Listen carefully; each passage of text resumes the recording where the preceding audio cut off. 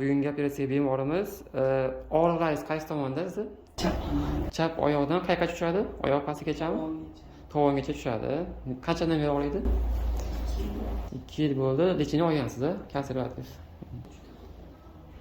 Foydasi bir bo'ldi orada, priga oldin. Orada bir 5-6 oy yaxshi yurdim, keyin Yana boshlandi. Bir yurib ko'rsatingchi hozir.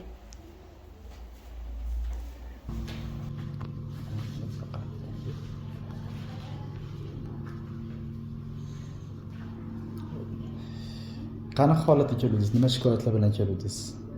shu 2 yildan beri grizan bezovta qilib yuruvdi. O'zi oyog'im orqasi tortishi, butun sezgilar yo'q edi.